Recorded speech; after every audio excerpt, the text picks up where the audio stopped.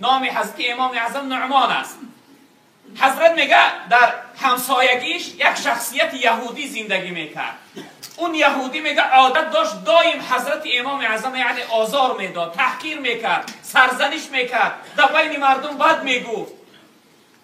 روزی میگه این یهودی از خانش بیرون شد، میگه آمد به خاطر حضرت ناراحت کردن، به خاطر حضرت تحقیر کردن، آمد میگه در دروازه حضرت امام اعظم زد، در دروازه زد. البته هر کدام ما را یک کس اگر در درمون بزنه در حال میریم میبینیم کی باشه، چی میخواسته باشه. وقتی در دروازه حضرت امام اعظم میگه این یهودی زد، حضرت میگه آمد در کشاد، دید که همسایه یهودیش. گفت فرما همسایه چی میگفتی؟ بپرس یگان چیز پرسیدنی بودی، یگان خدمت بود؟ میگه این یهودی گفت من تو را نمیگم. در درش زده است، میگه تو را نمیگم، تو در من در کار است، من با دیگه کس کار دارم.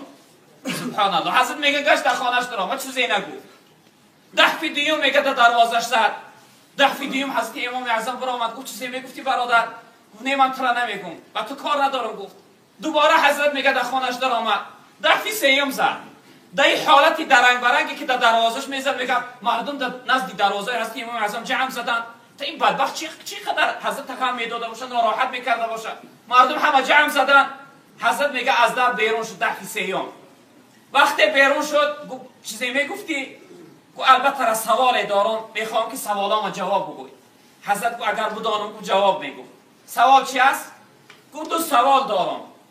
یکم سوالم همین است که نجاست چی مزه داره؟ نجاست انسان، نجاست غریزه غوث، نجاستی که انسان حاجت میروه، همون چیزا پرسید. گفت ای امام مسلمان ها، ای نعمان، گفت نجاست چی مزه داره؟ حضرت امام اعظم گفت که نجاست وقتی انسان کودک باشه گفت ترش است، وقتی کلان شود تلخ می شود.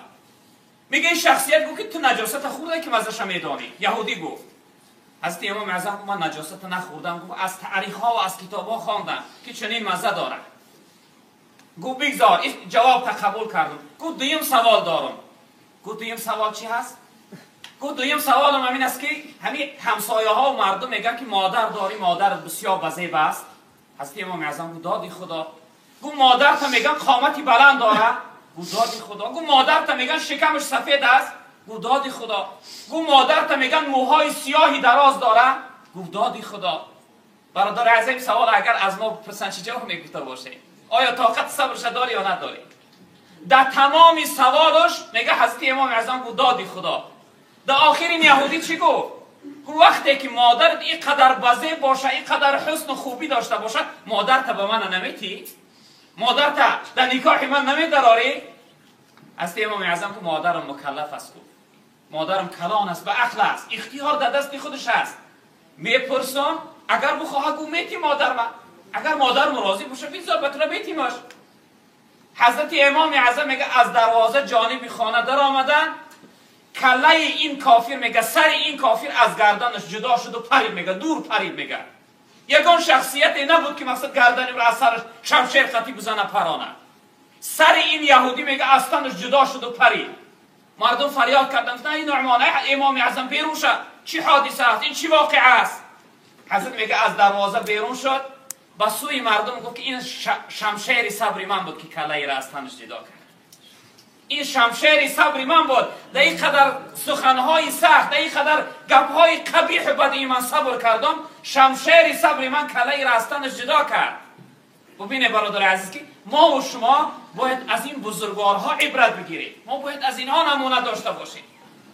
حتی پیغمبر بزرگوار صلی الله علیه وسلم چقدر آزارش میدادن، چقدر عذابش میدادن. جناب پیغمبر از جمله چی بود؟ صبر کننده ها بود. فصبر صبرا جمیلا. رب العالمین را امر کرد که تو صبر زیبا داشته باش ای محمد، در برابر دعوت و در برابر رسالت و در برابر پیغمبری صبر زیبا داشته باش. اون صبرش بود که پیغمبر بزرگوار ما را یعنی سربلند و خوشبخت کرد. با این خاطر برادران عزیز بزرگوار ما و شما هم حرکت داشته باشیم که در حیات زندگی از جمله شخصیت های صبر کننده و صابر باشیم تا اینکه خداوند ما را هم در دنیا هم در آخرت از جمله بهترین بنده